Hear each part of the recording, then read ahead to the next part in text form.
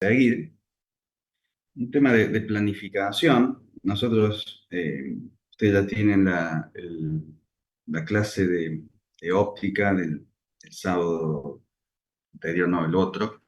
Yo también les voy a subir las clases grabadas que tengo de la parte de espejos, porque yo les subí el resumen completo, pero la clase estaba la parte de refracción. Yo les voy a subir la clase grabada del año pasado para que tengan también, por las dudas, eh, de la parte de espejos y lentes.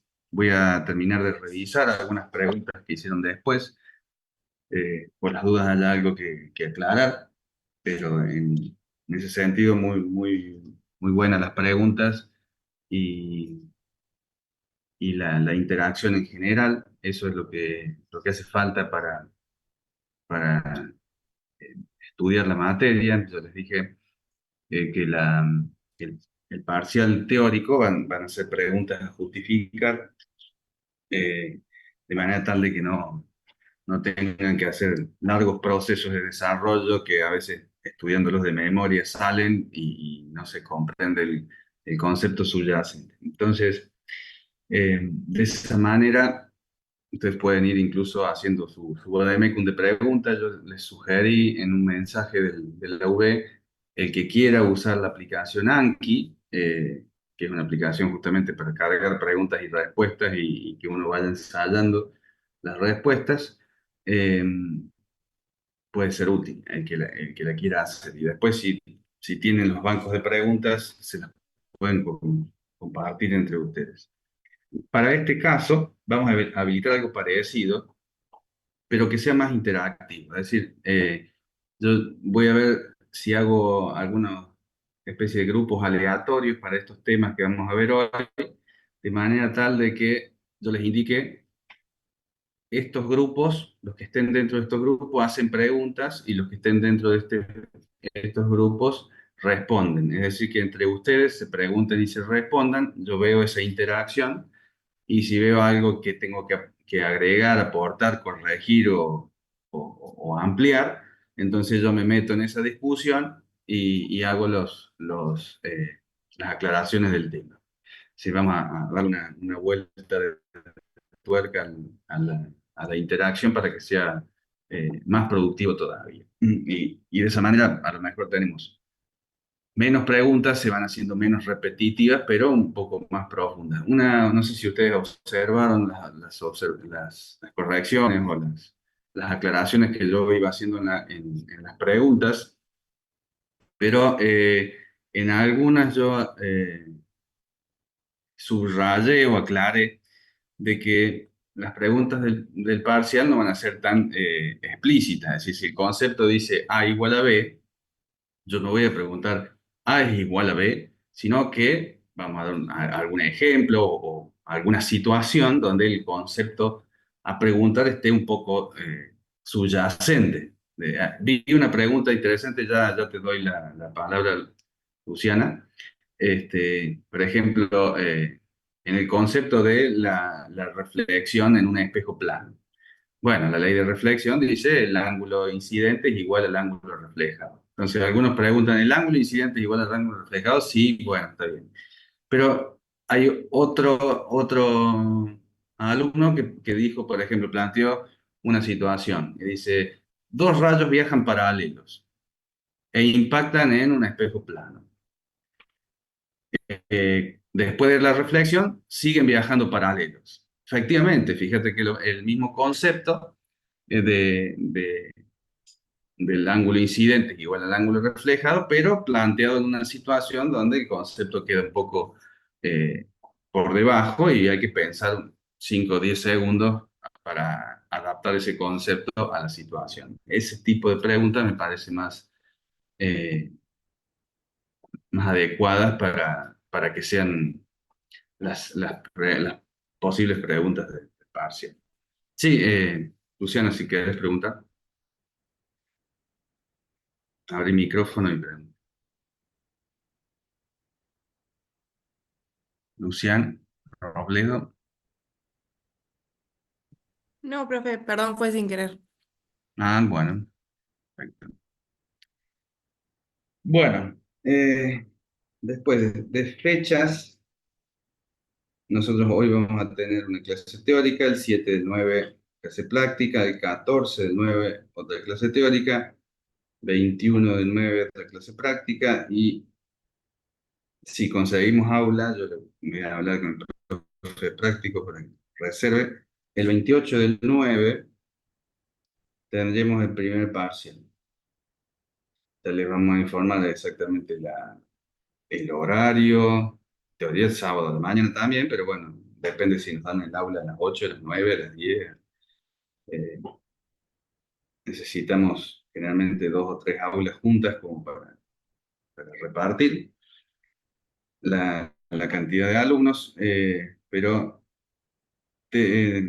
tentativamente el primer parcial sería sábado 28 del 9. ¿Mm? En agosto. Sí, sábado 28. Profe, disculpe, ¿cómo se hace el tema de que hay dos parciales? Yo tengo otro parcial de otra materia justo ese día. Bueno, ese es un problema que nosotros tenemos recurrentemente, y es que materias que ustedes cursan los días de semana, se les ocurre dar el parcial el sábado. El sábado no es el horario de esas materias. Esas materias tienen de días de semana. Digamos, usufructan el horario del sábado eh, para esa materia. Entonces, nuestro horario asignado es el sábado. Nosotros damos clases los sábados a la mañana y tomamos los parciales los sábados a la mañana. Entonces, en eso nosotros no tenemos nada para hacer. Es nuestro horario y es un problema habitual que no lo podemos resolver, digamos. Eso lo tienen que resolver ustedes con el otro profesor. Si yo les pregunto, va a pasar lo mismo. Yo les pregunto, ¿qué día tienen clase de esa materia? Ustedes me van a decir el miércoles, no sé, en la mañana, el jueves al mediodía. No tienen clase los sábados. Este es nuestro horario, por eso nosotros no somos los que nos vamos a mover de horario. Este es el horario que vamos a tomar parcial y bueno, ustedes verán cómo hacen con el otro. Algunos toman recuperatorios, no sé, veremos. Nosotros tenemos que tomar parcial presencial y nos cuesta a veces conseguir dos o tres aulas juntas en algún cierto horario, así que el momento que nosotros consigamos Por eso les aviso ahora, miren, prácticamente un mes y pico antes, como para que ustedes sepan, este, el parcial. Si consigo las aulas, yo les voy a avisar tal aula, tal horario, de manera tal de que ustedes vean cómo hacen con la otra materia. Pero en eso, desde ya les digo, repartan que nosotros no nos vamos a acomodar a las otras cátedras que son justamente las que están haciendo mal las cosas de alguna manera. ¿Mm? Profe, ¿el parcial es práctico teórico o teórico práctico? El parcial teórico práctico, nosotros les entregamos eh, las dos partes, le damos una pausa, entregamos primero el, no sé si teórico práctico, estoy pensando, el año pasado, eh, sí, sí, hicimos el primer, para el teórico tienen una hora, porque no hace falta más, 45 minutos, una hora, y para el práctico una hora y media, era una cosa así, 45 minutos, con unos minutos más como para que entreguen.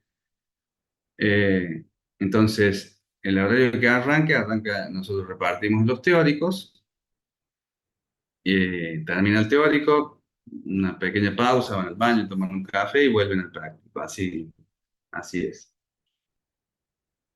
Y el segundo parcial iba a ser seguramente Sí. Y la última semana de octubre o la primera de noviembre. ¿Mm? Después tenemos que ubicar también dos recuperatorios.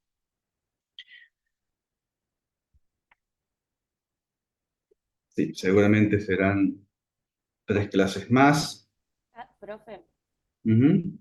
¿cada parcial tiene su recuperatorio? No, no es que cada parcial tiene su recuperatorio. Ustedes tienen 2 instancias de recuperación. A ustedes les puede ir, supongamos bien, en un parcial. eh, ya te contesto, Milagros. Les puede ir bien en un parcial y tienen las 2 instancias para recuperar el mismo si quieren. O si en la primera instancia, si tienen que recuperar los dos y van a la primera instancia de recuperación es obligatoria. Es decir, ustedes no pueden elegir, eh, tengo uno para recuperar, entonces voy al segundo recuperatorio. No, porque primero que pierden una posibilidad y segundo que para acceder al segundo tienen que haber participado en el primero, salvo que estén enfermos, que tengan alguna situación de fuerza mayor. Y en cada uno de esos recuperatorios ustedes recuperan el que quieren, el que les conviene, el que tiene más fresco. Generalmente si tienen los dos para recuperar, en el primer recuperatorio eligen recuperar el segundo porque lo tuvieron la semana anterior al parcial original. Entonces eh, lo pueden hacer perfectamente. En los recuperatorios nosotros pasamos por los bancos y decimos, a ver, ¿qué va a recuperar el primero? Bueno, van al aula izquierda y van al aula separamos los que recuperan el primero y el segundo y le damos el recuperatorio que corresponde. Ujú, Bien, perfecto. ujú. El parcial va a ser escrito porque ya el año anterior, no, el otro, en 2022, el tema de las computadoras es realmente un problema. No anda, que no accede, no tengo red, el mouse no anda, el teclado. eh, Siempre hay problemas. Son mucho más difíciles de conseguir las aulas con computadora y después tenemos el problema de que algunas no andan.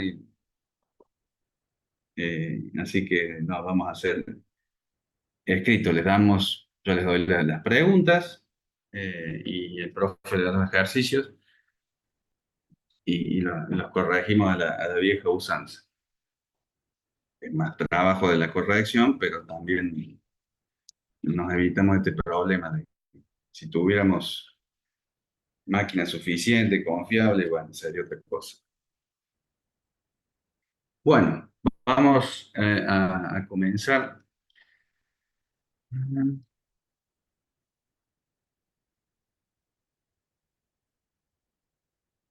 Recording in progress. Bueno, hoy vamos a ver en la primera parte la guía de cinemática, la unidad de cinemática y después de la pausa la de dinámica, de manera tal de que el próximo sábado teórico arranquemos con energía y vemos si el tiempo da para ver algo de la unidad que sigue, de impulso, y bueno, lo que se alcance a ver.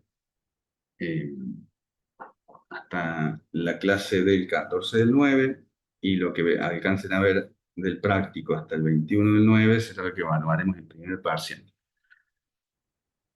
Bueno, en la unidad de cinemática, básicamente, como dice la introducción, el concepto básico es analizar los movimientos, escribir ecuaciones de los distintos movimientos, sin tener en cuenta la causa que produce esos movimientos. Básicamente, no hablamos de la masa.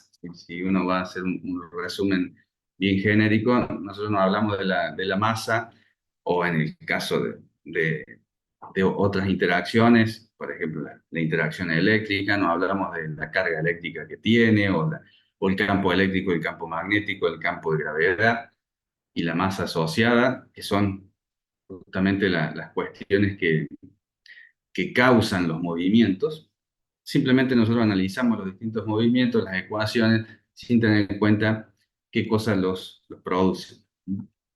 Entonces ahí definimos varios conceptos que son la clave de esta primera parte, diferenciar definiciones, básicamente son definiciones, entonces simplemente hay que interpretarlas y no confundir una con la otra. Uno confunde, por ejemplo, velocidad con rapidez o posición y distancia, cosas que a lo mejor en la vida cotidiana uno usa los términos de manera intercambiable y bueno, ahora estamos haciendo foco en la materia física uno, entonces tenemos que ser un poco más precisos. Bueno, entonces empecemos con estos primeros conceptos. Ustedes saben, cualquier duda ustedes levantan la mano.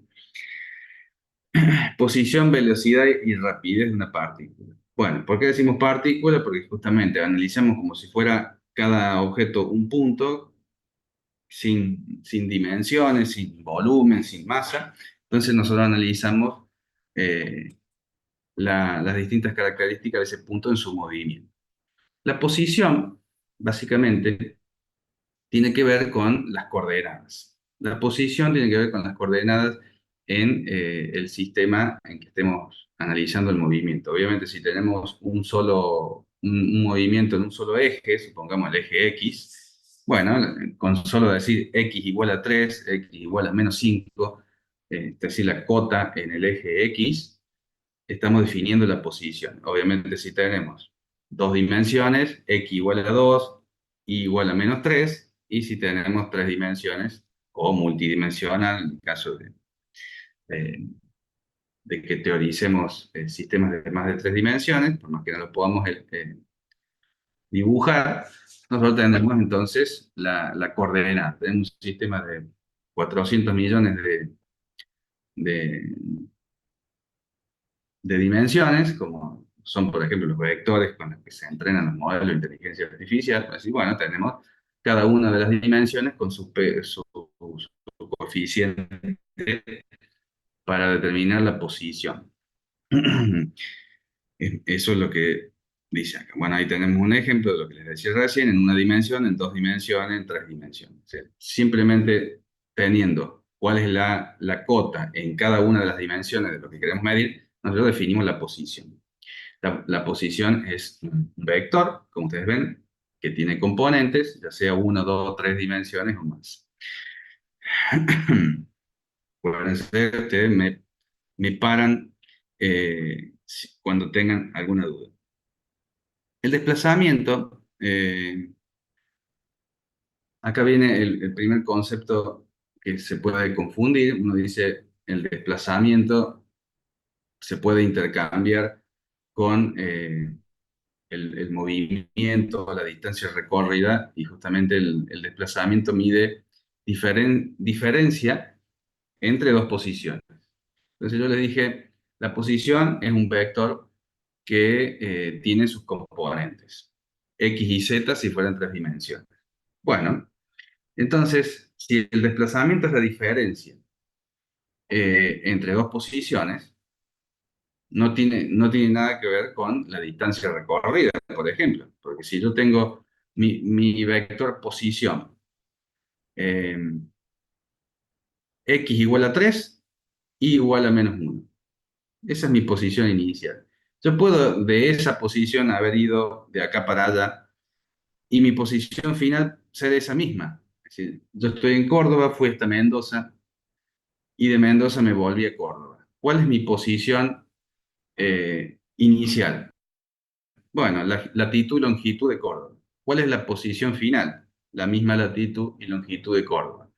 Entonces, mi vector origen y mi vector de destino son el mismo. Entonces, ¿qué diferencia vectorial? Si yo resto esos dos vectores, ¿cuál es la diferencia? Y cero. Entonces, el desplazamiento también es un vector, que es la diferencia entre el vector final menos el vector inicial, y es independiente de la trayectoria, porque así está definido.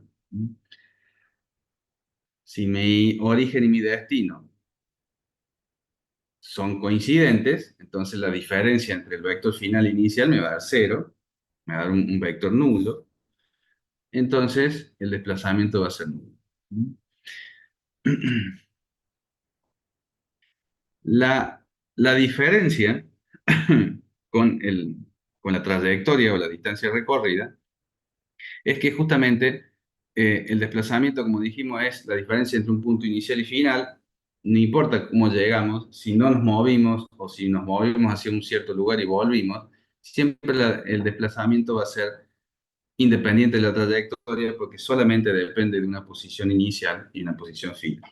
No importa cómo llegamos de esa posición inicial al final, si linealmente, haciendo zigzag o como fuera. En cambio, la trayectoria es, como dice ahí la definición, un conjunto de puntos que vamos marcando, si se quiere, un conjunto de diferentes posiciones, ¿sí? Pero los puntos que vamos recorriendo a medida que pasa el tiempo, podemos tener en cuenta el tiempo en este caso.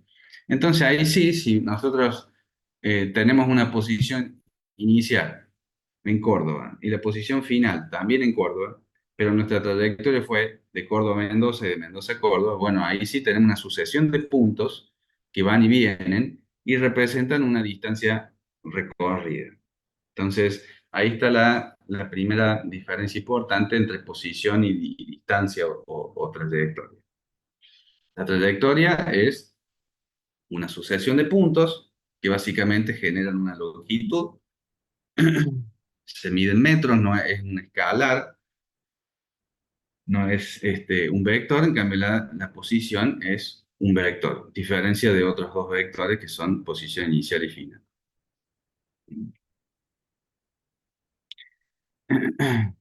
Bueno, así como nosotros diferenciamos posición de trayectoria o de distancia, también tenemos la, la asociación de velocidad y, y rapidez. Perdón, profe, Nosotros, ¿qué dijo sí, que era un escalar? Disculpa. la distancia recorrida. La distancia Ok. recorrida, uno dice, independientemente si va derecho o va haciendo zigzag, dice, ¿cuánto recorrí? Bueno, 700 kilómetros de ida, 700 kilómetros de vuelta. Entonces, mi distancia recorrida, mi trayectoria implican 1400 kilómetros. En cambio, dice, ¿cuál fue mi desplazamiento? Cero, un vector nulo, porque empecé y terminé en el mismo punto. Siempre siguiendo ese ejemplo, por supuesto. Si me quedé en Mendoza, bueno, la diferencia será exactamente el módulo de ese vector será exactamente la distancia lineal entre Córdoba y Mendoza, más allá que la ruta va haciendo diferentes zigzags. ¿Está bien? ¿Cuál es el módulo, supongamos, del vector posición si salí de Córdoba a Mendoza? A lo mejor son 600 kilómetros del módulo y tiene una cierta dirección, es un vector. En cambio, dice, ¿cuál es la distancia recorrida? 710, porque la ruta no va derecho, haciendo zigzag. Una cosa es la trayectoria, que es la suma de la distancia recorrida, no, es un escalar, un número, cuántos metros, cuántos kilómetros, a diferencia de la posición, que es la resta entre un vector posición final y uno inicial. Bueno, la velocidad la velocidad promedio y la rapidez promedio también tienen que ver con eso, porque para la velocidad promedio también tiene en el numerador la posición, es decir, y la rapidez promedio tiene la distancia. O sea, para el caso de la velocidad, nosotros usamos el desplazamiento, para medir la velocidad usamos el desplazamiento y para medir la rapidez usamos la trayectoria o la distancia recorrida. Entonces, si yo les digo, salgo de Córdoba, llego a Mendoza y de Mendoza me vuelvo a Córdoba, ¿cuál fue mi velocidad promedio? ¿Qué se les ocurre? Si yo para la ¿Cómo, profe? velocidad, Y faltarían datos. no faltarían datos No, porque yo no, estoy porque se usa el desplazamiento para la velocidad promedio. Si claro, va y vuelve al mismo origen, entonces la velocidad promedio sería, Y pero te falta el tiempo en el que lo hizo. no claro, importa, no pero sería importa. cero, ¿no? Porque nuestra distancia Claro, fue cero. eh, no la distancia, el desplazamiento. El Distancia, desplazamiento, sí, sí. eh, Sí, se empiezan a confundir los términos y está bien porque normalmente uno no mira el, el rapidómetro del auto, mira el velocímetro, ¿no? Y en realidad es un rapidómetro. Se confunden los términos. Yo les dije, ¿cuál es la velocidad promedio si salgo de Córdoba a Mendoza y vuelvo de Mendoza a Córdoba? Te me dijeron, "Ah, pero no tengo el tiempo". No hace falta el tiempo porque el desplazamiento es cero, entonces cero dividido cualquier tiempo siempre va a ser cero. Entonces, para la velocidad uso el desplazamiento y para la rapidez sí uso la distancia. Ahí sí, si yo les digo fui, volví, ahí sí, para, para esa pregunta, para responder cuánto es la rapidez, ahí sí me haría falta el tiempo. Por supuesto que si el desplazamiento no fue cero, fui de Córdoba a Mendoza, ahí necesito sí el tiempo, porque bueno, el numerador no es cero, entonces ahí sí va a depender del tiempo. Pero en definitiva, fíjense que la velocidad promedio, este x final menos x inicial, son los desplazamientos. Son los desplazamientos. Desde el punto de origen, cuánto me desplace desde el punto final, F, al punto inicial, A, el desplazamiento en el eje. Más allá de que las, las distancias recorridas sean muy distintas, porque de F, que estamos acá en 40 y pico, al inicial, 30, toda esta parte de acá no la tengo en cuenta. Yo simplemente mido la diferencia entre la posición inicial y final. ¿Está bien? Si lo vemos acá, a ver, vamos a hacer un dibujito para aclarar lo que estamos viendo en ese gráfico.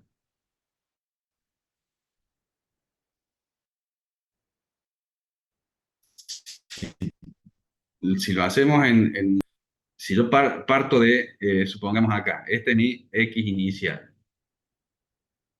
X igual a 2. Y mi X final sea menos 10.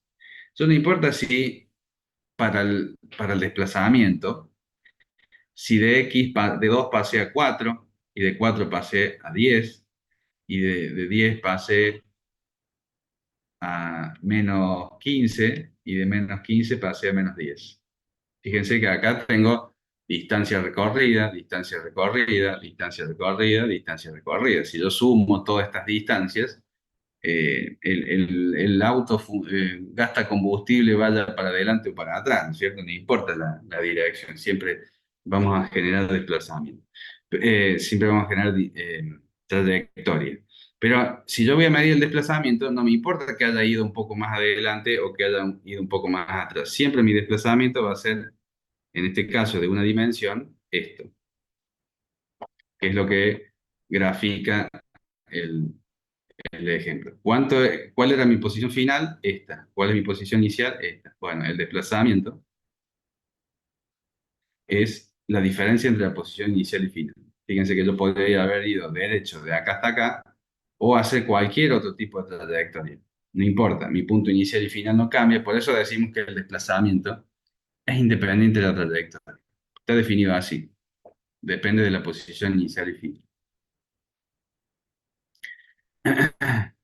Por eso fíjense que de la posición A, que arranca en 30 metros, no importa que fue a B a 50, a C a 38, no le importa, todas estas posiciones eh, intermedias no importan. ¿Cuál era la inicial? 30, ¿cuál es la final? Menos 53, que es lo que pongo acá. Final menos 53, inicial 30. El desplazamiento.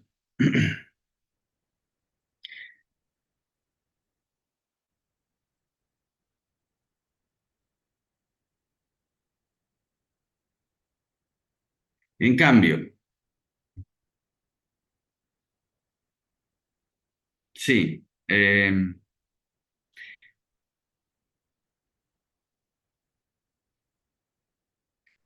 esta acá es Bx promedio, sí.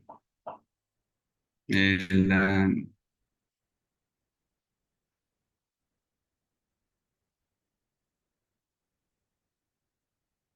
bueno, la simbología. Bueno, eso depende. Vaya a saber, a lo mejor hay distintos criterios. No, puedo buscar a ver si hay un criterio definido, pero en general, eh, velocidad es un vector.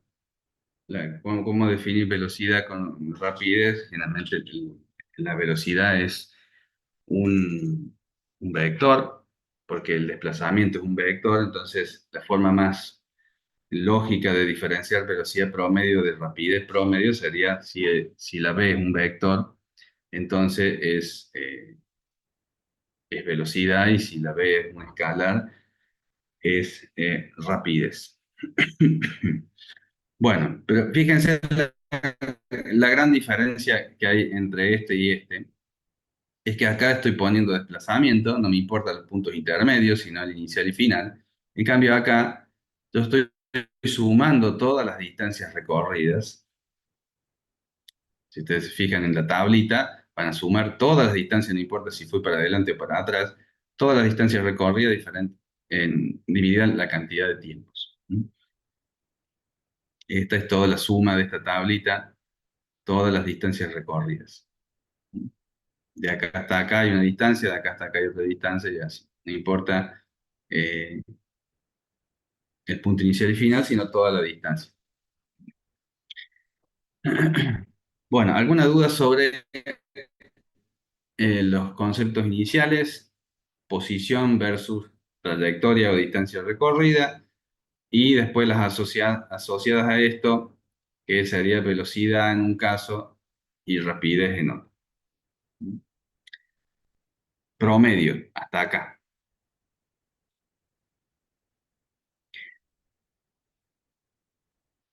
¿No problem con eso? Bueno.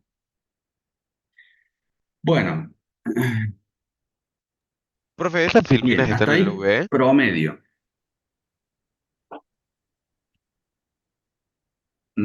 Sí, yo creo que sí. Sí, las he cargado. Después voy a subir la clase grabada esta también. Ah, bueno. Eh, pero sí, si no está, va a estar. Creo que sí, yo la había subido a la de cinemática. Sí, creo que sí. Eh, y después Sí, vamos a sí que agregar está, profe. el foro para bueno, foro para las preguntas y la clase. Bueno, dijimos hasta ahora promedio. ¿Qué pasa con la velocidad instantánea? La velocidad instantánea, como toda velocidad, es un vector.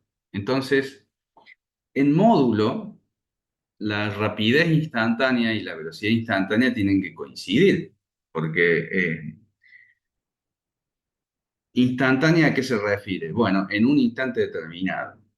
¿Y cómo se determina eso? Por definición matemática con la derivada. Si ustedes a un promedio, a una velocidad promedio que tenía un inicio y un final, supongamos en este dibujo de acá a la derecha, ¿cuál es la velocidad promedio entre el punto inicial A y el punto final B? Bueno, tengo la posición final, que es la posición del punto B, que en este caso en una dimensión será, fíjense por acá, 55, o sea, acá dice 55, estamos analizando en una sola dimensión. ¿Cuál es la posición de A? Bueno, serán estos 30. La velocidad promedio es este vector menos este.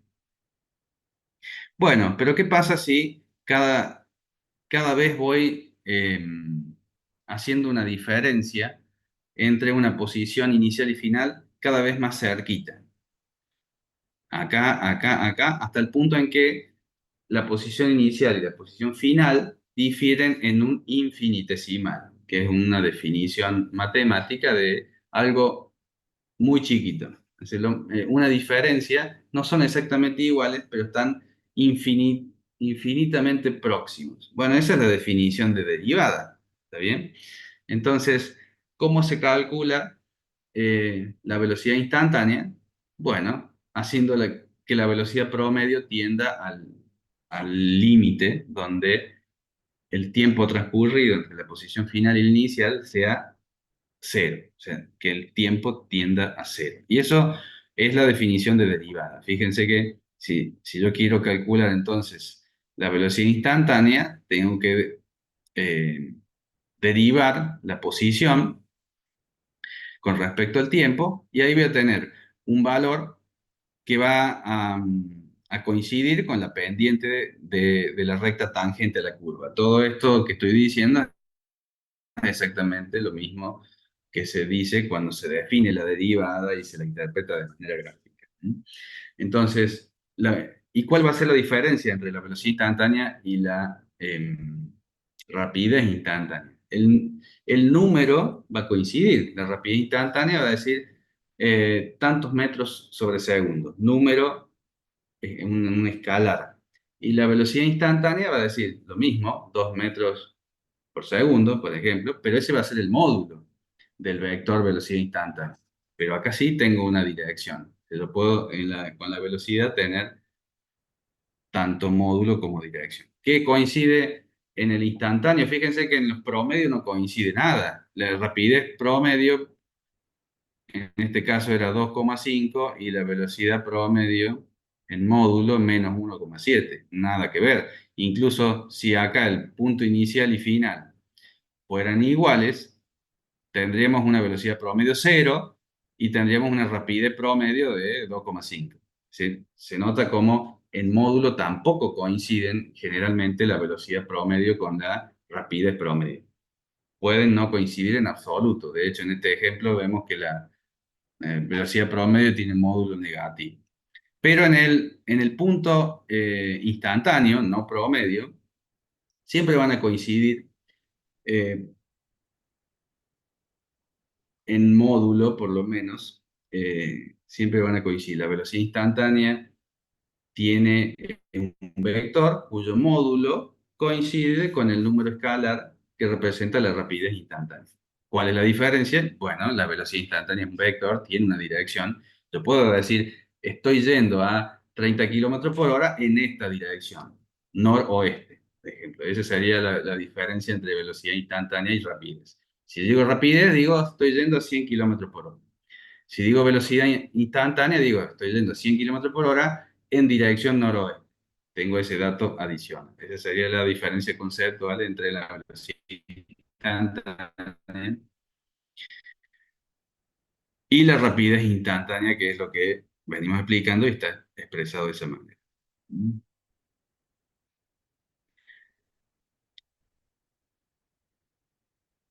Eh, distancias. No importa si voy de Córdoba a Mendoza, de Mendoza a Córdoba. Estoy midiendo distancias. Bueno, poquito de ecuaciones. ¿Alguna duda respecto a esto? Fíjense que hemos visto hasta ahora posición y desplazamiento. Posición con las cotas, desplazamiento como diferencia entre una posición inicial y final. Ese desplazamiento contrastado contra una trayectoria, una distancia recorrida. Asociado a esos dos conceptos, venimos con velocidad promedio y rapidez promedio. Y después las versiones instantáneas de estas dos con lo que coincide y lo que no coincide. ¿Está bien? Bueno, un poco de las ecuaciones. Estas son ecuaciones de la secundaria, muy simple, entonces lo vamos a ver de manera rápida. De qué se trata, básicamente, la cuestión conceptual detrás de los movimientos. ¿A qué se refiere con movimiento rectilíneo? El movimiento rectilíneo puede ser rectilíneo en una dimensión o en dos dimensiones o en tres dimensiones. Es decir, que cuando se dice rectilíneo, quiere decir que es lineal, básicamente, movimiento lineal. ¿Y qué es lineal? Lineal es una ecuación cuyo dependencia entre la variable independiente y la variable dependiente es un coeficiente sin exponente, o sea, un exponente 1. Eso es un movimiento rectilíneo, una ecuación lineal. ¿Qué es una ecuación lineal? La más sencilla, y igual a mx. ¿Está bien? Esa x tiene un exponente 1. Entonces, quiere decir que hay proporción directa entre la variable independiente x y la variable dependiente y. Si la variable de x aumenta el doble, la variable y también aumenta el doble. Esa es la proporción lineal. Entonces, si yo digo movimiento rectilíneo uniforme, quiere decir que conforme pasa el tiempo, en este caso la variable independiente será el tiempo, si el tiempo se duplica, la distancia recorrida también se duplica. Eso es la relación lineal.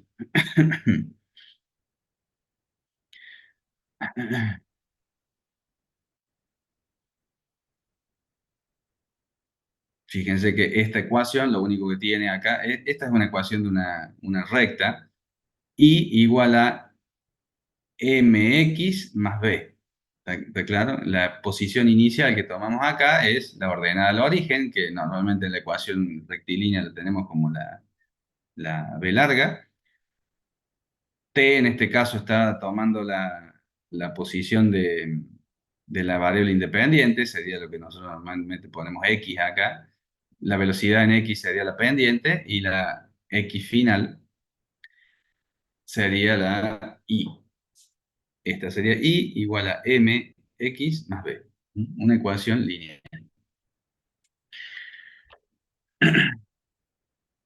Bueno, a ver, vamos a leer este párrafo a ver si no se me olvida nada. Una partícula bajo velocidad constante se mueve con una rapidez constante a lo largo de la línea recta. Ahora considera una partícula que se mueve con una rapidez constante a lo largo de la trayectoria. Bueno. Lo que dice acá es básicamente lo mismo que venimos diciendo anteriormente. Acá está la diferencia entre una velocidad. Es un vector. Entonces, ¿qué implica? De acá pueden salir muchas preguntas interesantes donde quede subyacente el concepto. Si yo digo velocidad constante y velocidad es un vector, y un vector tiene módulo y dirección, entonces para que una velocidad sea constante, tiene que ser constante el módulo y la dirección. Es decir que si yo voy siempre a 50 kilómetros por hora, no quiere decir que tenga una velocidad constante, porque puede ir 150 kilómetros por hora variando la trayectoria, estoy variando la dirección. Entonces, acá tengo velocidad constante porque no cambio el módulo y tampoco cambio la dirección. Acá tengo solamente rapidez constante porque voy siempre a 50 kilómetros por hora, pero cambiando la dirección. ¿Mm? ¿Alguna duda? No, profe. Bueno, entonces acá puedo plantear ejemplos. Digo, pasa esta situación, esto, y digo que la velocidad es constante. Te dice sí, no, ¿por qué? Bueno, ¿qué pasa con la aceleración? La aceleración es el cambio de velocidad. O sea, un cambio positivo o negativo, aumenta la velocidad o baja la velocidad. Entonces ahí, si cambia la velocidad, tengo aceleración, si cambia para más, tengo aceleración positiva, si cambia para menos, tengo aceleración negativa. Ahora, la relación, eh, la relación que tenga esa variación dependerá si esa aceleración es lineal con respecto al tiempo o no. Es decir, si yo tengo aceleraciones variables, voy a decir que con el tiempo, en un determinado lapso de tiempo, analizo la variación de la velocidad, fíjense acá, variación de la velocidad respecto al tiempo. Si esa variación entre el punto A y B tiene un valor, y entre el punto B y C tiene un valor, entre un punto intermedio acá y B tiene un valor. Si todos esos valores son iguales, quiere decir que hay un coeficiente de variación lineal respecto del tiempo. Es decir, supongamos, velocidad inicial 10 kilómetros por hora. Pasan 10 segundos de 10 kilómetros por hora pasamos a 20. Pasan otros 10 segundos, de 20 pasamos a 30. pasan otros 10 segundos, de 30 pasamos a 40. Quiere decir que conforme el tiempo varía, la velocidad también varía, pero de manera proporcional, de manera lineal. Entonces decimos, ahí tenemos lo que se denomina un movimiento uniformemente acelerado, o más concretamente, una variación lineal de la velocidad con respecto al tiempo. La aceleración promedio eh, está definida como las diferentes velocidades. Acuérdense, velocidades son vectores, entonces la aceleración también va a ser un vector, diferencia de velocidades. Y la aceleración instantánea, vamos a hacer tender a que estas dos velocidades sean puntos próximos. Así que si nosotros analizamos la aceleración promedio como la diferencia entre esta velocidad punto B y esta velocidad A, dividido el tiempo, para la aceleración instantánea vamos a hacer que el punto B tienda a A y esté muy cerquita. Que es lo mismo que hicimos para, a partir de la velocidad promedio, definir la velocidad instantánea. La misma técnica vamos a hacer para definir la aceleración instantánea respecto de la aceleración promedio, la derivada. Entonces, acá podemos hacer un pequeño resumen. Decimos la velocidad instantánea es la derivada de la trayectoria respecto al tiempo, la derivada del desplazamiento respecto al tiempo. La velocidad instantánea es la derivada del desplazamiento respecto al tiempo. Y la aceleración instantánea es la derivada de la velocidad. Fíjense cómo se va encadenando.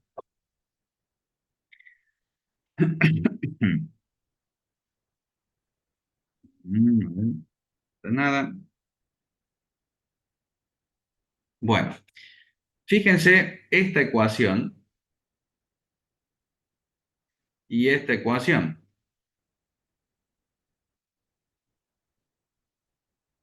Exactamente lo mismo. ¿En qué sentido exactamente lo mismo? Que es una ecuación de la recta y igual a mx más b. En este caso es relación entre la velocidad, que sería la pendiente. ¿Por qué? Porque es una derivada, y la derivada se interpreta como la pendiente. Entonces, la velocidad es la pendiente de la curva de los desplazamientos. Pero una relación, ¿qué vemos acá? Una relación lineal entre la posición y la velocidad respecto al tiempo. ¿Y qué vemos acá? Exactamente lo mismo, pero respecto de la velocidad en el tiempo. En el otro caso tenemos posiciones,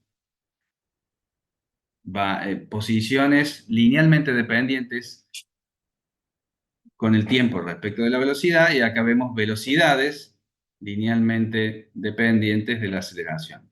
Entonces, acá como vemos la línea recta, I igual a mx más b. Entonces, acá vemos que la aceleración es la pendiente de la curva de velocidades, y en el otro caso veíamos que la velocidad es la pendiente de la curva de posiciones.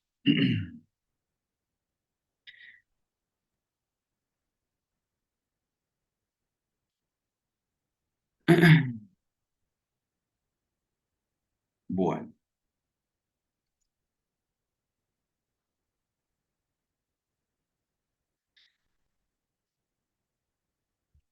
Bueno, ¿qué es esta partecita que está acá?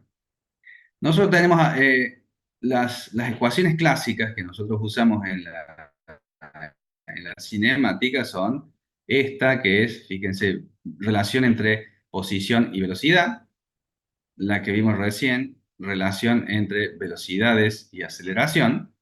Pero ¿qué pasa si yo quiero posición? Fíjense que acá no tengo la posición. Si yo quiero posición respecto de la aceleración, si quiero relacionar esta ecuación con esta.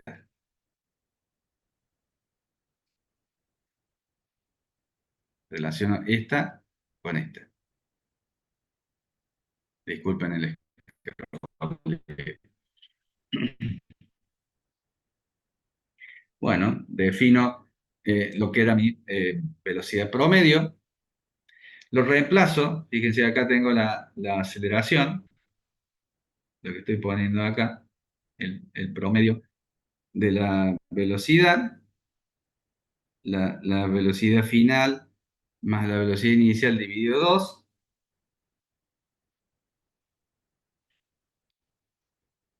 lo reemplazo y reordeno un poco. Entonces, acá yo tengo la relación entre las posiciones y las aceleraciones. Simplemente un par de pasos matemáticos para relacionar estas otras dos ecuaciones y tener la clásica ecuación de posiciones respecto a aceleración. Solamente pasos matemáticos intermedios. ¿Alguna duda respecto de Profe, eso? todo esto de demostraciones y demás, ¿lo va a evaluar, digamos, en parciales o no? Generalmente no. Yo puedo presentar una ecuación y, por ejemplo, presentar esta ecuación y hacer alguna pregunta conceptual respecto de esto. Es decir, por ejemplo, esta ecuación, bueno, Sebastián, no hay problema. Esta ecuación, por ejemplo, yo les puedo decir, representa una relación lineal entre la aceleración y las posiciones. ¿Ustedes qué me contestarían si yo les hago esa pregunta? Esta ecuación relaciona las posiciones y la aceleración del sistema de manera lineal. ¿Qué me dicen ustedes? Pueden abrir el micrófono si quieren. Claro, no es lineal. Lo que es lineal, perfecto. Lo que es lineal es, en este caso, en lo que hemos visto, tenemos linealidad entre la velocidad y el desplazamiento. Ahí sí tenemos una relación lineal. Después tenemos relación lineal, sí, entre la velocidad y la aceleración, pero entre la aceleración y la posición tenemos relación cuadrada. Bueno, lo que decía Sebastián es simplemente cómo, em, cómo de esta ecuación, fíjate que acá tenemos la aceleración.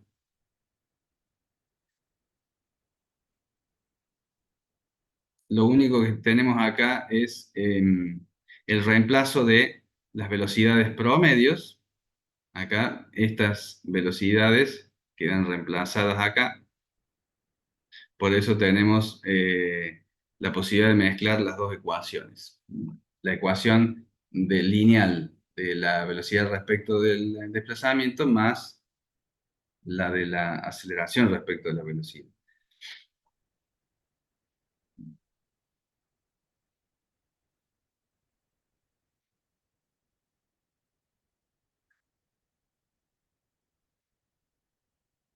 Bueno.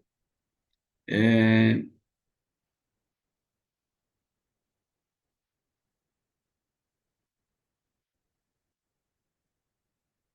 bueno, acá está la representación de lo que dijimos recién.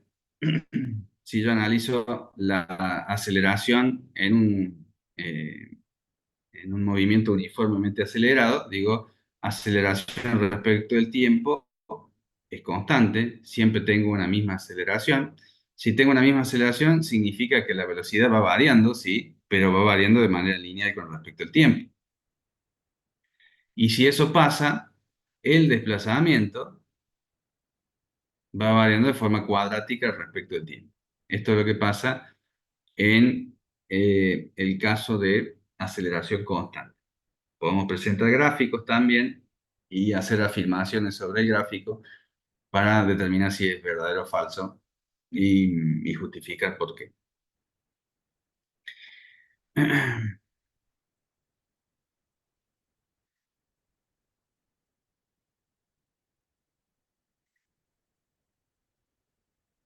Bueno, en la caída libre, En la caída libre, básicamente nosotros tenemos una aceleración constante.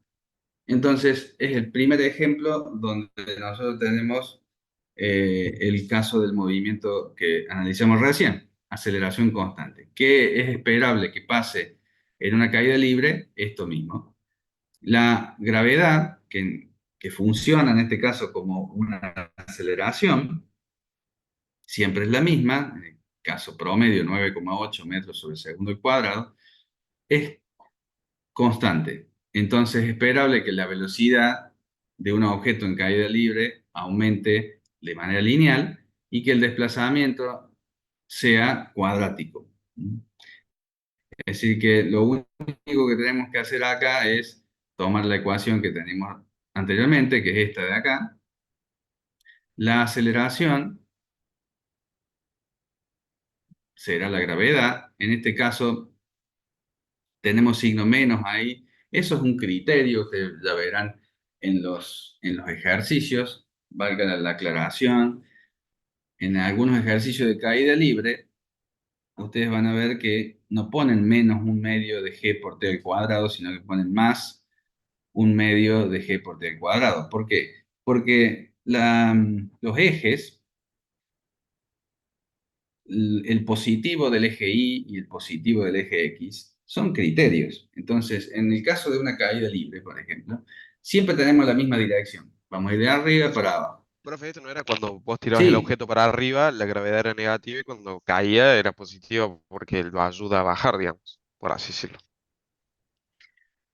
bueno, no, ahí hay un problema. La gravedad nunca cambia de signo dependiendo de la posición del objeto. La gravedad siempre apunta para abajo, ¿está bien? El campo G siempre lo vamos a dibujar como una flecha apuntando para abajo. Eso no cambia. En el tiro oblicuo, que lo vamos a ver ahora dentro de unos segundos, sí tenemos el cambio de posición o el cambio en la dirección de la velocidad de los objetos, pero la gravedad nunca cambia. ¿Está bien? Eso es un concepto que tiene que quedar claro. La gravedad siempre apunta para abajo. Vamos a ver acá, vamos a hacerlo que quede claro.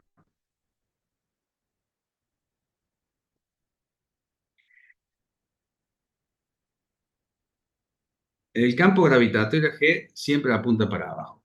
Eso no cambia. Ahora, si yo pongo mi eje cartesiano y digo, acá tengo el eje Y y acá tengo el eje X. Bueno, en el caso del tiro, de la caída libre, el eje X no interesa porque yo no tengo movimiento en el eje X. La velocidad del objeto siempre va a tener esta dirección. Entonces, si yo digo que mi eje Y tengo mi positivo para abajo y mi negativo para arriba, nada me impide. Yo tomo ese criterio.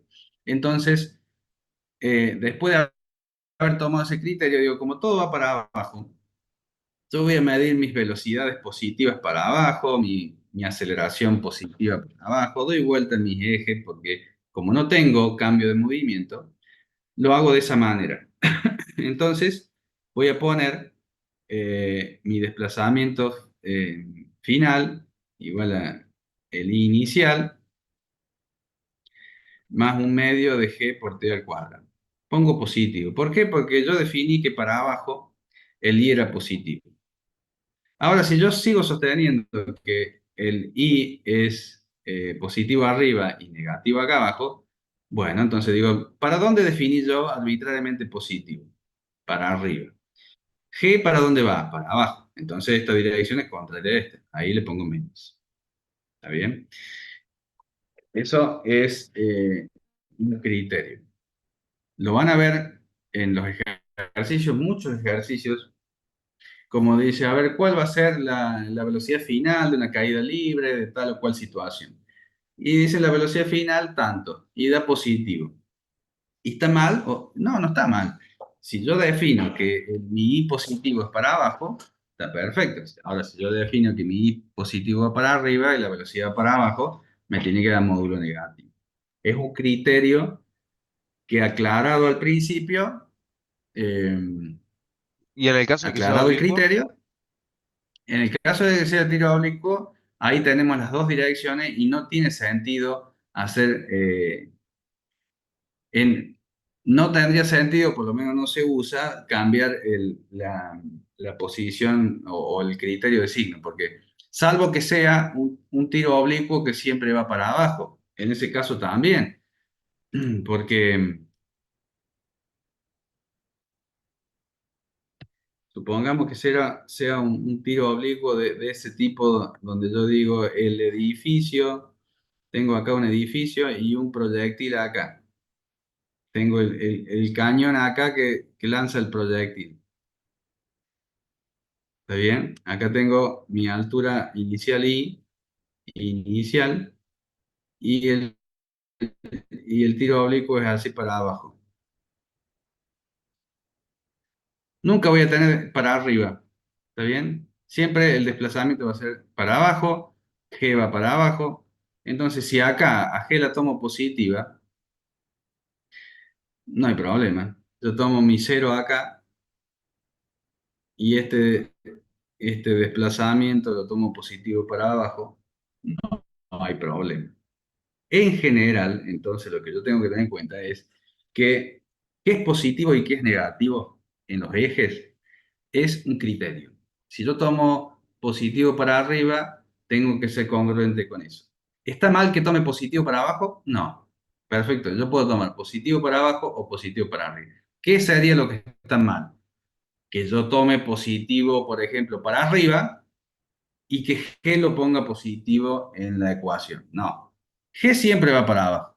¿Está bien? El campo G siempre va para abajo. Entonces, ¿pongo G positivo o pongo G negativo? Entonces yo te pregunto, ¿cuál es el criterio que tomaste? Y yo voy a tomar la I positiva para abajo porque mi movimiento siempre va para abajo, nunca va para arriba. Entonces voy a tomar I positivo para abajo. Entonces lo correcto es que G sea positivo. Todas tus distancias, todas tus velocidades positivas van a apuntar hacia abajo y todas las negativas para arriba. Cuando tengo para arriba y para abajo, como en el caso de que si esto fuera eh, uno más clásico y tengo el cañón para arriba y hace este desplazamiento, bueno, entonces ahí sí tengo en algún momento movimiento de I para arriba y a partir de acá, de esta caída para abajo. Entonces ahí no me conviene. No quiere decir que no lo pueda tomar, pero ahí no conviene definir I para abajo. Ahí conviene definir I para arriba positivo y en ese caso, como G va para abajo, G será negativo. ¿Se entendió eso o se hizo mucho lío? No, no, se entendió perfecto. Esa es la Pregúntenme. duda que yo tenía, que cuando el objeto iba primero para arriba, llegaba a un punto que se hacía velocidad cero y después volvía a bajar. Bueno, entonces en ese caso, a ver, bueno, el movimiento en dos dimensiones, acá tenemos el tiro oblicuo, esto es lo mismo de recién, acá tenemos. En el caso de este tipo de tiros oblicuos, donde tenemos al principio para arriba y para abajo, bueno, acá no tiene sentido definir la I positiva para abajo, porque tenemos movimiento para arriba y después tenemos movimiento para abajo. Entonces, en este caso, definimos la I como normalmente, positiva para arriba, y como la G va para abajo siempre, entonces esta G será negativa. Fíjense en la ecuación, la G está tomada negativa, menos un medio G al cuadrado, menos G por T para la velocidad. Pero bueno, acuérdense que es un criterio y lo van a ver sobre todo en la caída libre, que siempre va para abajo, la G va a aparecer normalmente positiva, porque no, digo, ¿para qué voy a trabajar con negativos si siempre mi dirección va a ser de arriba hacia abajo? Tomo esa dirección para abajo como positiva y se acabó el problema. Así que, ¿de qué depende si G la tomo como positiva o negativa? Del criterio arbitrario con el que yo haya tomado los signos del eje.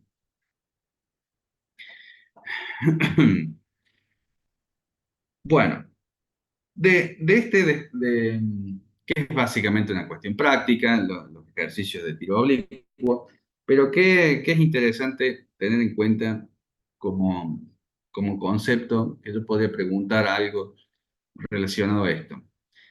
¿Qué concepto subyace en el cálculo este de la altura máxima del proyectil? Yo tengo esta ecuación, digamos que usada de manera enlatada, me da la altura máxima. Pero ¿cuál es la clave conceptual que me permite a mí calcular esa altura máxima? ¿Qué pasa en el punto de altura máxima del proyectil?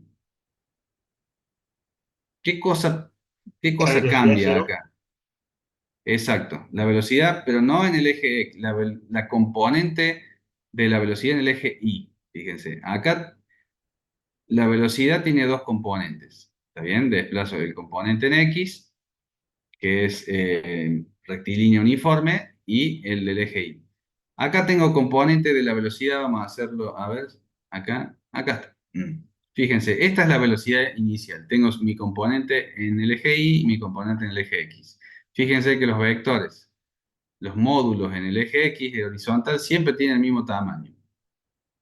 La componente de la velocidad en el eje X no cambia. Pero en el eje Y, fíjense el tamaño de este vector, el tamaño de este, y acá no tengo nada. Después cambia de dirección, más pequeño, más grande acá. En la clave, en el punto de altura máxima, es que la componente vertical de la velocidad se hace cero.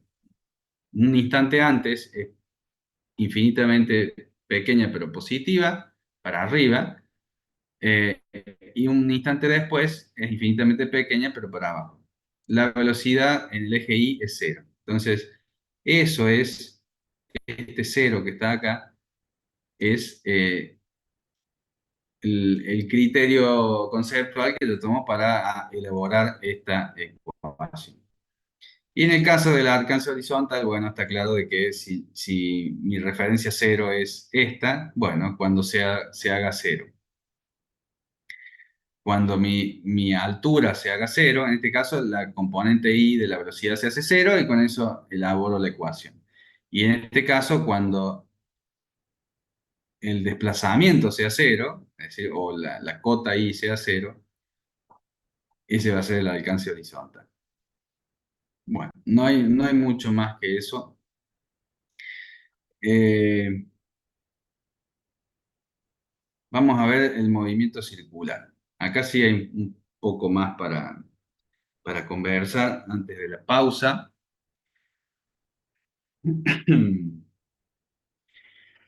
Bueno, ¿qué pasa con el movimiento circular?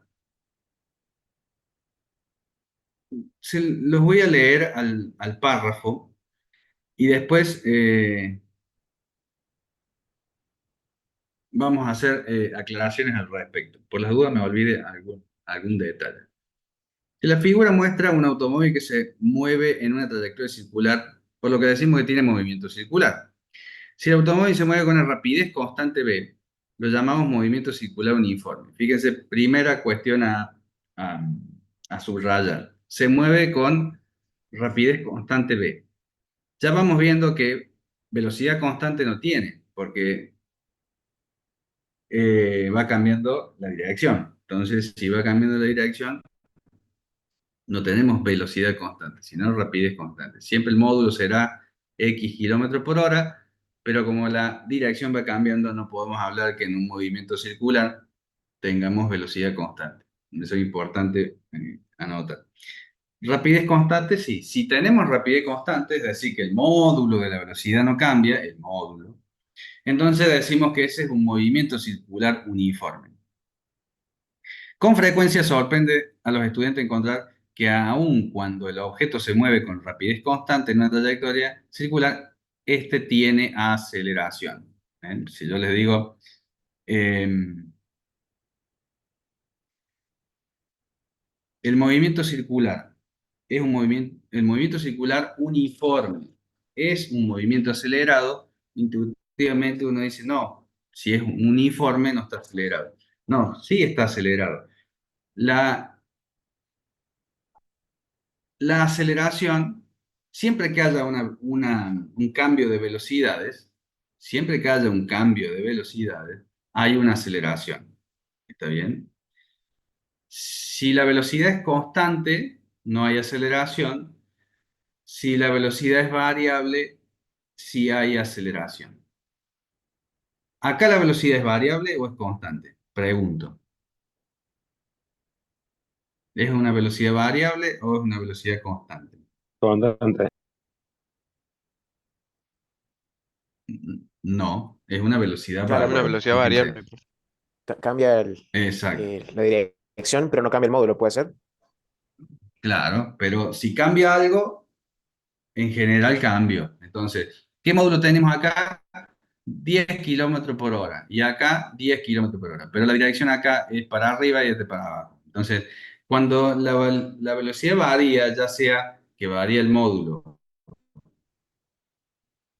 la dirección o las dos cosas, tenemos una velocidad variable. Cuando tenemos una velocidad que varió, tenemos una aceleración. Tenemos una velocidad que tiene un módulo constante, es decir, la rapidez constante del módulo no cambia, pero cambia la dirección. Entonces, si algo cambió, quiere decir que hay un delta V, como dice acá. Hay una diferencia. Acuérdense que la diferencia si tenemos una velocidad inicial y una final, las velocidades son vectores, entonces la diferencia de velocidades es la diferencia de una resta de vectores. También tenemos como resultado un vector. Aceleración, porque la aceleración está definida como la diferencia de las velocidades respecto del tiempo.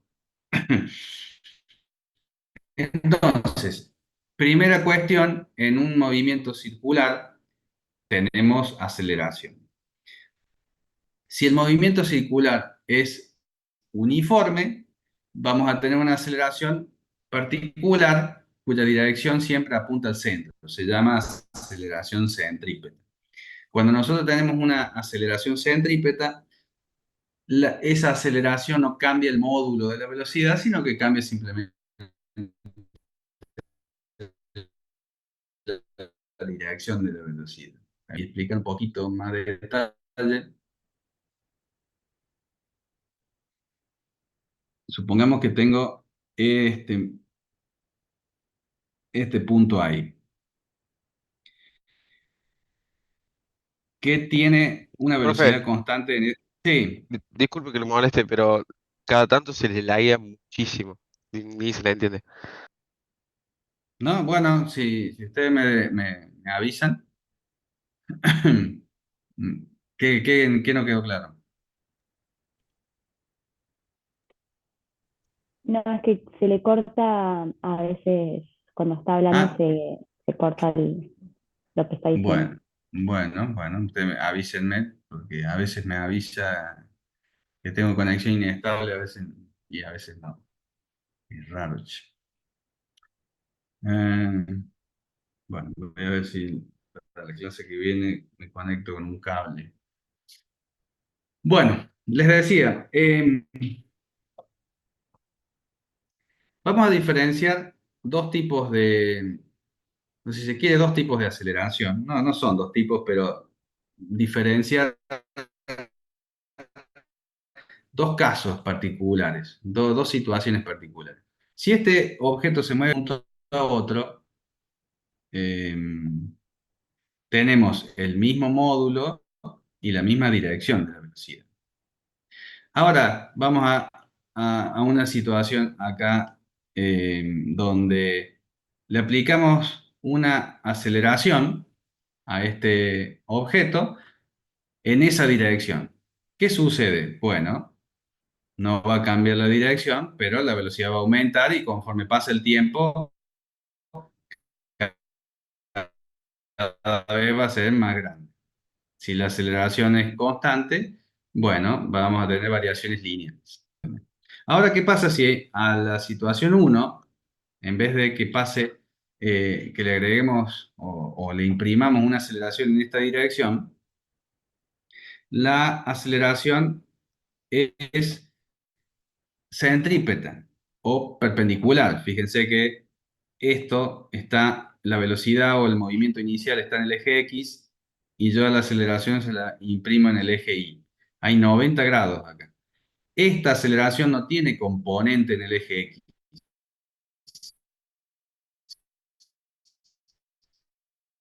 solamente en el eje Y. La velocidad. Cuando tengo una aceleración que está perfectamente a 90 grados de la dirección del movimiento, esa aceleración se llama aceleración centrípeta. La aceleración centrípeta tiene la característica de variar la velocidad, como toda aceleración, pero no variarle el módulo de la aceleración, solamente cambia la dirección. Entonces, obviamente, dependiendo de la velocidad que lleve, dependiendo del módulo de aceleración, será el cambio de trayectoria. Pero en general, lo que hace la aceleración centrípeta es cambiar no el módulo, sino la dirección de la velocidad.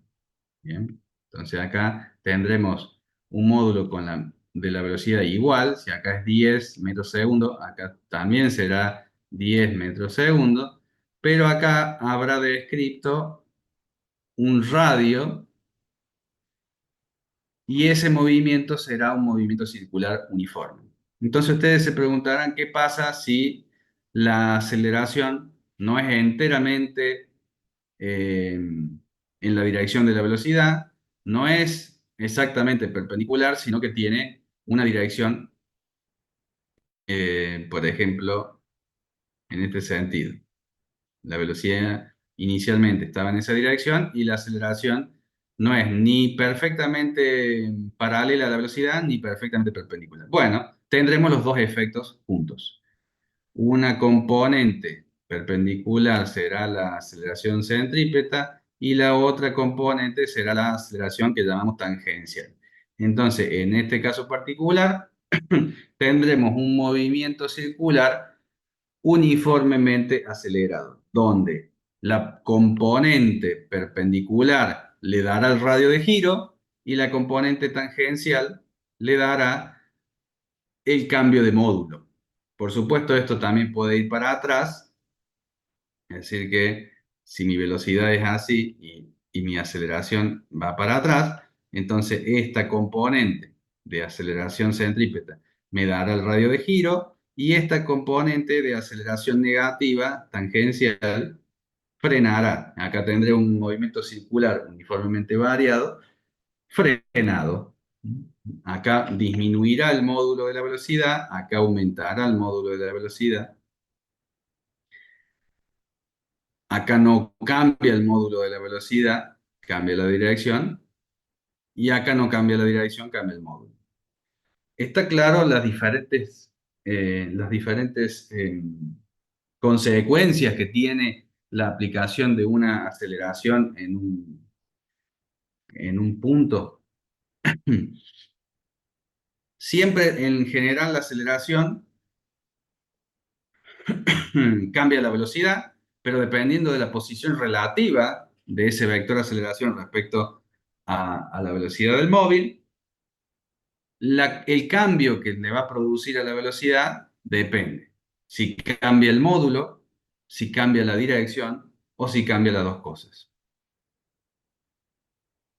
¿Alguna duda? No, pero No, profe, se entendió genial. Bueno. Eh,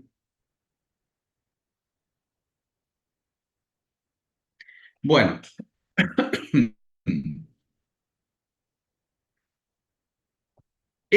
La aceleración centrípeta, el componente, porque yo les dije, si la aceleración tiene al menos un componente centrípeto, es decir, que si por lo menos tiene un componente que es perpendicular a la velocidad, eso sirve para hacer girar o cambiar la trayectoria.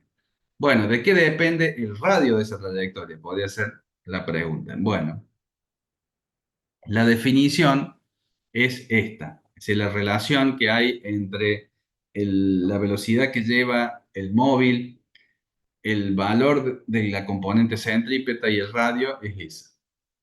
Velocidad al cuadrado sobre el radio. Quiere decir que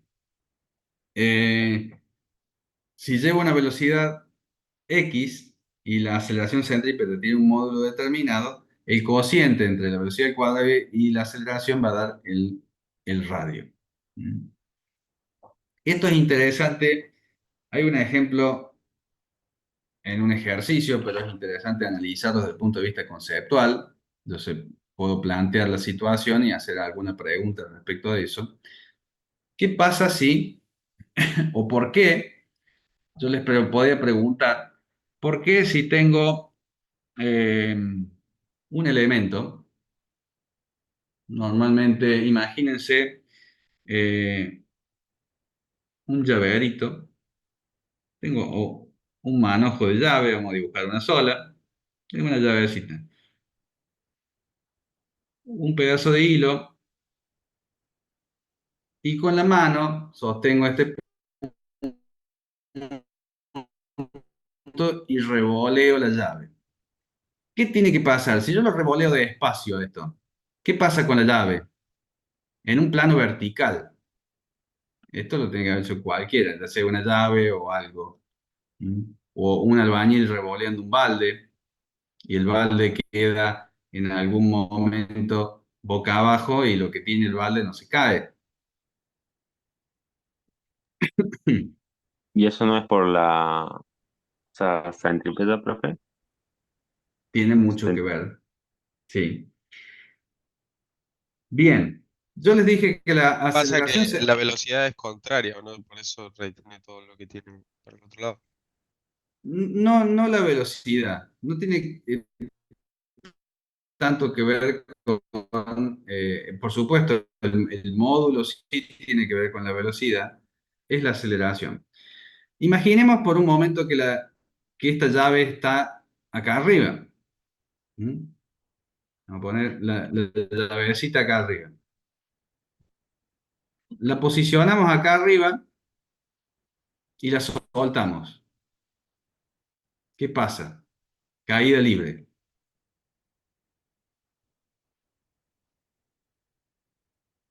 Pero si la sostenemos con el hilo y hacemos girar esto con una cierta velocidad angular omega, la llave pasa por arriba, vuelve y pasa por arriba y vuelve. Si la tenemos en la mano y la revoleamos, va a llegar al punto superior y va a volver y va a llegar al punto superior y no se cae.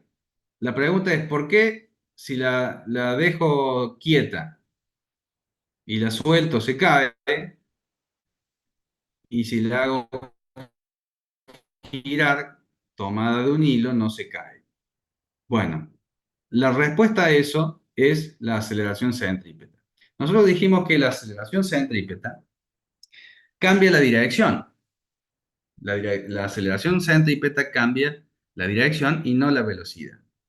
Entonces, imaginemos que cuando nosotros estamos haciendo girar esta llave con una cuerda, con un hilo, cuando llega al punto superior, simplemente observando el fenómeno y todavía no sabiendo explicarlo bien, lo que sí vemos es que en este punto la velocidad tiene esa dirección, cuando viene por acá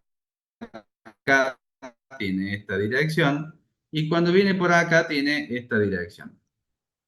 ¿Está bien? La velocidad tangencial. Bueno, ¿qué dijimos recién respecto? Ahí frené porque me dio un aviso de inestable. ¿Qué dijimos respecto a la aceleración centrípeta? Si yo tengo esta dirección hacia, en este caso horizontal, hacia la izquierda, necesito, si yo quiero hacer girar este elemento, en este caso la llave que está en este punto, si yo quiero hacerlo girar, necesito una aceleración centrípeta, porque no voy a cambiar la velocidad de nada si no tengo aceleración. Es imposible cambiar la velocidad de algo sin imprimirle una aceleración. Y cuando digo cambiar la velocidad, implica cambiar el módulo o la dirección o ambas cosas. Entonces la pregunta sería al revés. Si la llave, ¿qué me impide a mí que la llave siga eh, andando derecho, recto? Yo quiero que doble. Bueno, si vos querés que doble, lo que estás diciendo es que querés que la dirección de tu velocidad cambie. Es decir, que querés que cambie la velocidad. Entonces, si vos querés que cambie la velocidad, tiene que haber una aceleración, porque sin aceleración la velocidad no cambia, ni en módulo ni en dirección. Ah, ok. Entonces, para que esto doble, necesito una aceleración céntrica. Con una aceleración centrípeta yo voy a lograr que doble. Ah, bien. Entonces ahí me empieza a cerrar las cosas. Si la gravedad actúa como aceleración centrípeta, dobla trayectoria, no me tira abajo las cosas. ¿Está bien? Eso es lo mismo que pasa con los carros de las montañas rusas cuando hacen el loop vertical. Si yo logro que la gravedad actúe como aceleración centrípeta, entonces la gravedad esa no me va a tirar abajo las cosas, me va a hacer doblar las cosas. ¿Está bien? Entonces ahí viene la clave de por qué el carro de la montaña rusa toma la curva arriba y no hay problema, por qué el balde del albañil cuando le imprime un movimiento circular puede quedar con la mezcla para abajo y no se cae, incluso con agua uno puede hacer girar un balde en el aire, el agua queda boca abajo y no se cae. ¿Por qué la gravedad no me tira abajo las cosas como normalmente? Si yo tiro una piedra para arriba, la gravedad me la tira para abajo. Bueno, porque si me las arreglo para que esa gravedad actúe como aceleración centrípeta, yo sé que la aceleración centrípeta, la función que tiene es cambiar la dirección de la velocidad. Entonces la uso a mi favor. La gravedad la voy a usar como aceleración centrípeta, me va a hacer girar, cambiar la trayectoria del movimiento y no tirarla abajo. ¿Está bien? Bueno, entonces la pregunta sería, ¿por qué cuando yo hago girar la llave, si no logro cierta velocidad, ahí sí me cae? Si yo hago esto, lo hago girar rápido, no hay problema. Voy disminuyendo la velocidad, disminuyendo la velocidad. Llega un momento que si yo la disminuyo poco, esto sí va llegando acá y se cae. ¿Está bien? Esa observación la tienen que haber hecho en algún momento.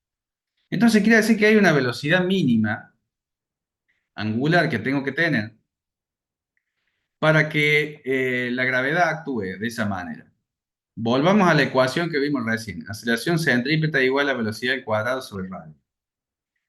Si yo tengo un radio establecido acá, supongamos que este radio es 0,5 metros. Esta aceleración centrípeta es igual a g. No la puedo variar. Si estoy en un plano vertical, g vale 9,8, supongamos 10 para hacer números redondos, 10 metros sobre segundo al cuadrado, y no la puedo variar, va a valer 10 siempre. Entonces, si yo quiero mantener un radio, fíjense, si yo quiero mantener un radio de 0,5 y mi g, mi aceleración centrípeta, quiero que actúe g como aceleración centrípeta, vale 10, entonces no tengo mucha alternativa. Tengo que tener una velocidad mínima tangencial, fíjense, lo vamos a cuadrado sobre radio, paso el radio para allá, digo velocidad igual a raíz cuadrada de g por r, igual a raíz cuadrada de 10 metros por segundo al cuadrado, radio 0,5 metros, metro, metro, metro al cuadrado, 5 raíz de 5. Bueno, este número que obtenga acá va a ser la velocidad mínima tangencial que este cuerpo tiene que tener acá para que la aceleración centrípeta necesaria para tomar un radio de 0,5 sea 10. Y justo coincide con la gravedad. Si la velocidad es más grande, ¿qué pasa? Si la velocidad que yo le imprimo acá es más grande, fíjense acá, a igual radio, la velocidad más grande, la aceleración centrípeta necesaria es más grande. En ese caso no hay problema porque lo que falte de aceleración, la misma cuerda, va a ser una tensión de la cuerda, Si este cálculo da 20, bueno, la aceleración de G me da 10 y la tensión de la cuerda me da los otros 10. Así que no tengo problema si me paso de velocidad. La cuerda o el riel de la montaña rusa o lo que fuera me va a generar la aceleración centrípeta que necesito. Obviamente, hasta la resistencia mecánica, si yo hiciera girar esto mucho más rápido, se cortará la cuerda. Pero mientras resista mecánicamente la cuerda, si yo me paso de velocidad, necesito más de 10 metros segundo de aceleración centrípeta, la gravedad me da 10 y el resto la tensión de la cuerda. ¿Qué pasa si voy a menos velocidad? Si voy a menos de la que calculé acá, la aceleración centrípeta a lo mejor da, en vez de 10, da 8, 7. Entonces la gravedad es 10.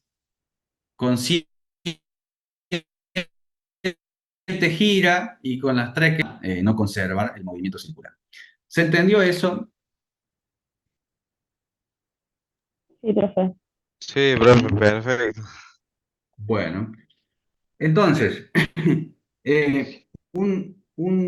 hay un ejercicio, o solemos por ahí tomar un ejercicio en los parciales donde tenemos un rulo de una montaña rusa. Entonces decimos, el radio del rulo son, no sé, 7 metros, 8 metros. ¿Cuál es la, la velocidad mínima con la que el carro tiene que entrar al rulo para que no se caiga? Obviamente, en el caso de las montañas rusas hay seguridad. Si por algún motivo baja la velocidad, quedas colgado y no te caes. Pero en funcionamiento normal, se supone que las ruedas del carro arriba están chocando los rieles, no los elementos de seguridad. ¿Está bien? Entonces, imagínense la parte de arriba del rulo de la montaña rusa, las ruedas del carro. Se supone que las ruedas están apoyándose en los rieles. Entonces, para que eso ocurra, ¿qué tiene que pasar? Bueno, que la velocidad sea superior a la que yo calculé acá. Bueno, creo que de movimiento circular no hay más nada. Mm, Esto es una definición también sí, de movimiento circular. Em, el periodo El periodo, Profe, este una T, consulta. sí, sí, En el consulta. tema, en el sistema ese del carrito, Sí. ahí yo también infligiría o sea, el peso que tenía el carrito para poder que sigan manteniéndose contra las vías. Eh, sí, pero cuando hablamos de peso, hablamos de masa, Se le está acordando todo. y el tema de la masa lo tenemos que ver más adelante. Ah, Claro, bien, bien. sí, lo vamos a ver, lo vamos a ver más adelante en la guía de energía. O sea, después vamos a ver ahora una parte de la parte dinámica. Se cortó. Bueno, voy de nuevo. Lo que me decía, ¿tiene que ver la masa? Sí, en la parte cinemática nosotros, como dijimos al principio, no tenemos en cuenta la masa, pero obviamente sí tiene que ver la masa porque se imaginarán, no es la misma energía que necesito para levantar a 3 metros de altura 1 kilogramo que 5.000 kilogramos. Bueno, pero ahí ya nos falta la parte de dinámica, que vamos a ver ahora después de la pausa, y después la clase que viene, la parte de energía. Ahí cuando vemos la parte de energía, volvemos a hacer este mismo ejercicio completo. Un medio en masa a velocidad al cuadrado, la energía cinética que tiene que tener, para que subiendo toda esa distancia, la pérdida de energía potencial no me genere una baja de velocidad lo suficiente para que me haga perder el radio que quiero obtener. Esta es la primera parte. tenemos que entender la parte de la aceleración centrípeta y toda la cuestión que tenga que ver con la masa y con la energía cinética y potencial necesaria, lo vamos a ver el próximo sábado y les prometo que hacemos el ejercicio completo, ¿no? Para que quede como referencia.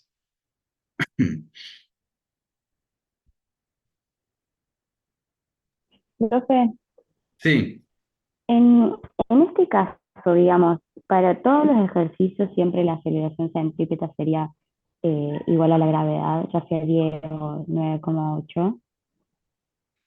no, solamente Se está cortando, profe, no se eh, escucha nada. lo único que yo tengo, Ahora a sí. ver, ¿ahí se escucha bien? Bueno, no, lo único seguro es que la gravedad siempre es 9,8. Ahora, como dijimos recién, si yo, a ver,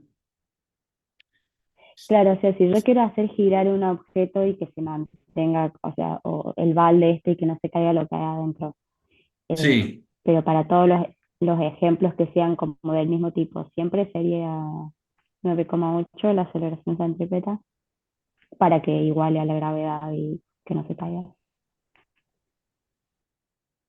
bueno, no sería siempre, porque suponete que tengo mi balde acá, vamos a agarrarlo así, y yo digo acá, la velocidad que hago girar el balde es, supongamos, a ver, 10 metros segundo. ¿Está bien? 10 metros segundo. Ahora digo, Sí. aceleración centrípeta igual a velocidad al cuadrado sobre el radio. Hago el cálculo, pongo mis 10 metros segundo acá, al cuadrado, y tengo un radio de, supongamos, 1 metro. Entonces, 10 por 10, 100. 100 metros sobre segundo al cuadrado dividido 1 igual a 100 metros segundo. Vamos a hacer un número exagerado, ¿no? Metros segundo al cuadrado. 100. G, ¿cuánto vale? 10 metros segundo. ¿Está bien? Entonces, para mantener este movimiento circular lo necesito 100. La gravedad me da 10. Entonces, ahí la aceleración centrípeta total tiene que ser 100 metros sobre el segundo al cuadrado. G me da 10, entonces acá tengo una diferencia de 90 metros segundo al cuadrado, que si no se rompe la cuerda, G me va a dar 10 y la tensión de la cuerda me va a dar 90. ¿Mm? Ah, Mi ok. movimiento circular con esta, obviamente puse acá una velocidad súper exagerada, perdón, una rapidez sumamente exagerada. Pero supongamos que el balde tiene una rapidez instantánea en el punto superior de 10, entonces eso me da que para mantener ese movimiento circular necesito una aceleración centrípeta total de 100 metros sobre segundo. La gravedad aporta 10 y la cuerda, la tensión de la cuerda tendrá que aportar 90. Si no se rompe, bueno, está bien, pero cada movimiento circular, fíjate que acá está claro, cada movimiento circular con el radio que corresponde y la velocidad que lleva en el punto superior va a necesitar una aceleración centrípeta determinada. No siempre 9,8. A veces más, a veces menos. Buenísimo, profe, Si gracias. necesita más, ¿está bien? Bueno, si necesita más, yo siempre tengo algún elemento para agregar, como la tensión de la cuerda o los rieles del carro en el caso de la montaña. Si necesito menos, ahí estoy zonado, porque la gravedad no la puedo disminuir. Se me va a venir abajo. La diferencia entre la que yo necesito, si es menos con la gravedad, me va a tirar abajo el carro, el balde o lo que fuera. Por eso es que yo O sea, necesito, sí. digo, si es menos, en el caso este del balde, ¿se cortaría la cuerda si yo tengo 10 de gravedad y la velocidad que necesito es menor? ¿O cómo? Si mi cálculo, supongamos que acá en vez de 10 metros fueran, no sé, 2 al cuadrado, 4, dividido 1, 4. Necesito una aceleración centrípeta de 4. La gravedad dice 10. Entonces, quiere decir que a la gravedad le sobra aceleración para tirarme el balde abajo. Lo que pasa es que el radio que corresponde a 4 no es ya 1 metro, a lo mejor es menos. Entonces el balde pierde la trayectoria circular original. Supongamos que esta hubiera sido la trayectoria original. Si yo necesito 4 y la gravedad sigue siendo 10, lo que voy a obtener cuando vaya llegando a la punta va a perder la trayectoria. ¿Está bien? Va a tender a que sea un radio menor al que tenía originalmente. Radio menor, radio mayor. Ah, claro. Sí, ¿Está sí. bien? Ahí entendí. Gracias. Se va a caer. Imagínense ustedes haciendo girar la llave con el hilo y vayan bajando la velocidad hasta que llega el punto de donde no alcanza ni siquiera a llegar al punto superior y se cae. ¿Por qué se cae? Porque la aceleración centrípeta necesaria es, no sé, 4 o 5 y ustedes tienen 10. La gravedad les sobra, necesitan 4, le ponen 10, bueno, la diferencia me tira abajo las cosas. Es una combinación entre caída libre y movimiento circular. Ahora, si le acortan la cuerda, le hacen un radio más chico, ya sí van a ver que con esa velocidad que antes se les caía, ahora los pueden seguir haciendo girar.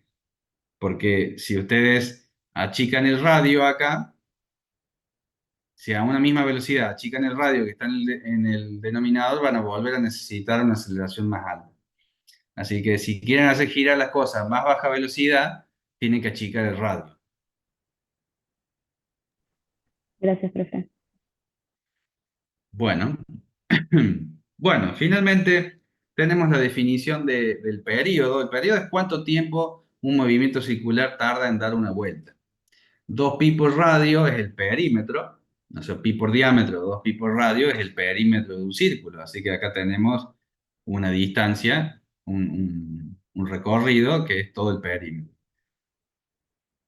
Dividido la rapidez, entonces dividido la rapidez lineal, es decir, tengo esta distancia en el periodo y la velocidad, la rapidez es tantos metros sobre segundo. Bueno, metro sobre segundo da segundo.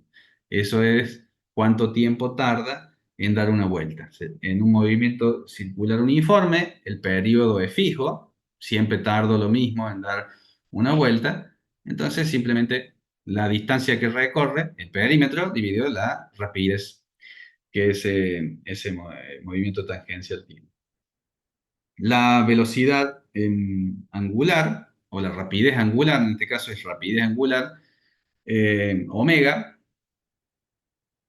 es 2pi, la rapidez está en radianes, 2pi es 360 grados, es un recorrido angular. Cuando uno habla de rapidez lineal, dice metros sobre segundo. ¿Cuántos metros recorrido por cantidad de tiempo? Cuando uno habla de rapidez angular, ya la distancia se mide en ángulos. Distancia angular. ¿Cuántos grados? ¿Cuántas vueltas? ¿O cuántos radianes? Una vuelta completa tiene 2pi radianes, por eso acá está el recorrido completo de una vuelta, y cuánto tiempo se tarda, que es lo que definimos anteriormente. Entonces ahí sacamos la rapidez de un movimiento circular uniforme. La cantidad de ángulo total que recorre, 2pi, una vuelta completa. ¿Cuánto tardó en dar una vuelta? Por definición, el periodo. Entonces ahí sale la definición de la rapidez angular para un movimiento circular uniforme. Esta es la relación entre esto y esto. Que básicamente esta relación es el concepto de radian. A ver si estamos acá. Esto es lo que yo le expliqué de las aceleraciones, cuando tiene diferentes componentes. Este es un pequeño resumen de lo que son las unidades en radianes. El radian está basado en cuántas veces el radio está contenido en el perímetro, eso es 3,14 veces contenido. Entonces, la relación entre la distancia lineal y la distancia radiana siempre va a ser el radio. Si uno quiere saber cuánto vale la distancia recorrida en el perímetro respecto a los ángulos recorridos, siempre el radio va a ser la relación. Es decir, si yo digo 0,5 radianes de ángulo, ¿cuánto recorrió acá en la longitud? Bueno, siempre va a ser distancia radio por la cantidad de ángulo recorrido. Y lo mismo pasa derivando esta ecuación, obtenemos esta, derivando esta ecuación, obtenemos esta. Siempre vamos a tener la relación entre el mundo angular y el mundo tangencial o lineal, siempre va a ser el radio. Si yo quiero la distancia lineal, ¿cuántos metros? Radio por el ángulo en radio.